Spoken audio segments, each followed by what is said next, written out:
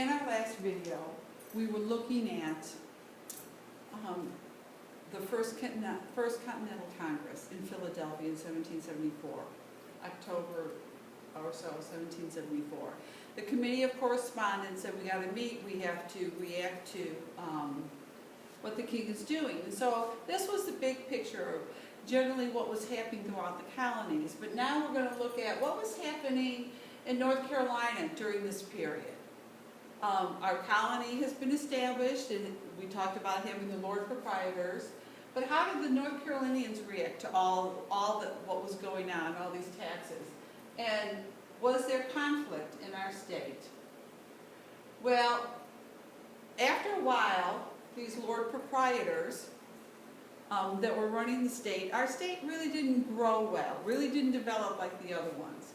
And so the king decided that he will buy back the land from the Lord Proprietors, all but one sold the king back the land.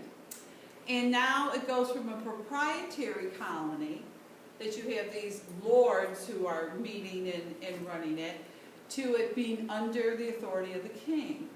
So that means that so many of the things that was these laws that were being passed, these taxes that were being taxed, directly impacted North Carolina now, because now it is a royal colony, directly under the control of the king. The very first governor really struggled that the king appointed with our state, because there was a lot of conflict within different groups and areas in our state. The Albemarle Sound people, where the first town, Bath and everything was established, had a lot of jealousy of the Cape Fear area. The Cape Fear area was growing more. Financially, it was becoming a stronger center.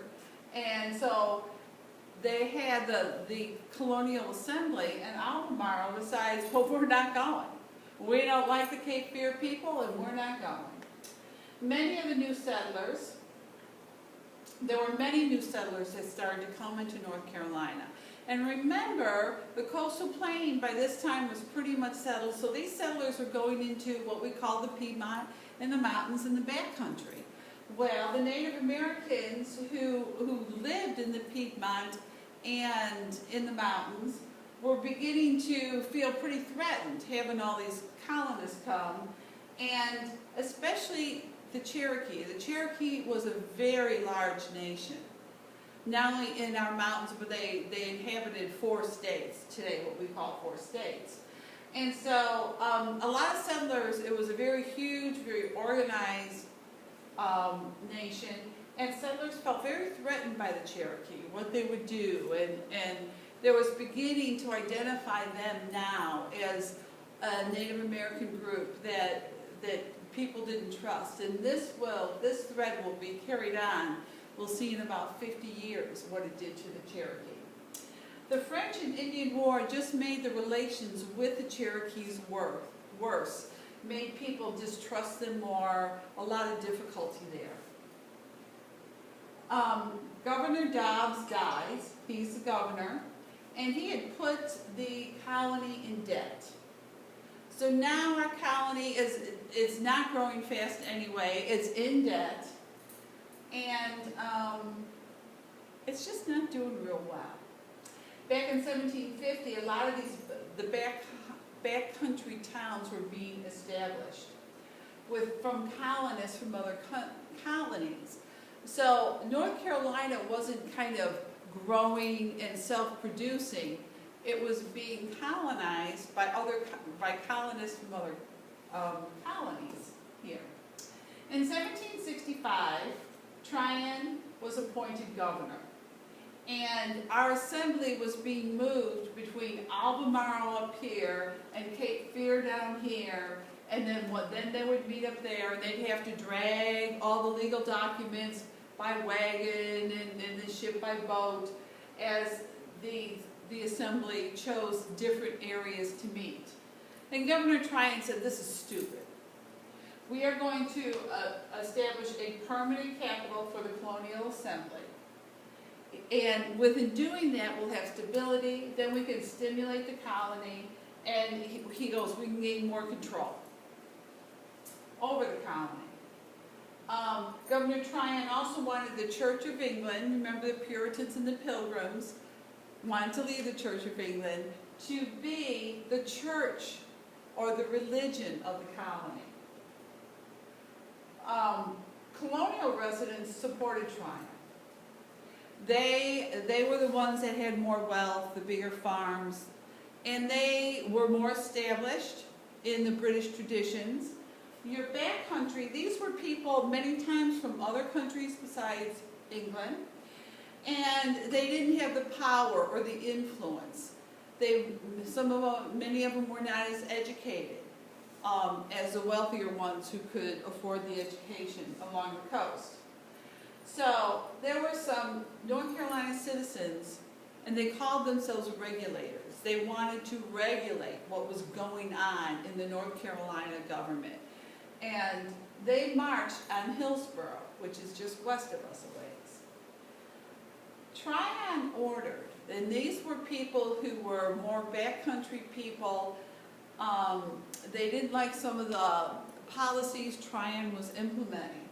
So Tryon ordered the militia to march against, as he called them, the insurgents. And this is a word we see all the time in terms of our war with Afghanistan, the insurgency in Afghanistan. And that just means insurgent is somebody who is fighting against the authority. And Tryon executed one regulator and he hung another. So Tryon took very seriously the threats and the push of the regulators against his established government. This looked very similar to some of the feelings that was happening in the colony against the king. So when we kind of look at what's happening in all the 13 colonies and their reaction to the king and all these laws, we see a very similar thing that's happening with groups in North Carolina towards Governor Tryon. And this is during the same time period, year 1760 through 1775. So after the French and Indian War, North Carolinians almost had an open rebellion over the Stamp Act. Once that proclamation was set and the king did the Sugar Act and then he did the Stamp Act, North Carolinians, really, there were almost riots. And so in many ways we were very reactionary, and it went with kind of the tone and tenor of our state, that we were known as being independent and very single-minded.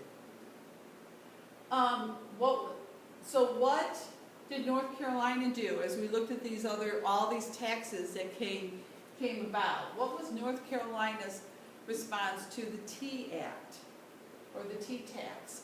Now we saw what the other colonies did. They didn't unload the tea off the tree, off the ships, and they really pushed back against that. And North Carolina did also. They resolved, there was a resolution passed not to buy British goods. They sent supplies to Massachusetts. And North Carolina women met to openly promise that they would never drink British tea. Now you have to understand, tea is a very prominent drink in the colonies at the time. So this was quite an idea that they had. And understand that they were very much pushing to keep their independence. So North Carolina, there was a lot of pushback, very independent, slow growth, and supported the idea of the king's, limiting the king's authority. To give a quick review about what we've covered so far, French and Indian War led to debt for the king, and so the king could take care of the debt. He did many new taxes. Know what each one of these taxes are, know what the Committee of Correspondence is, and how significant it is.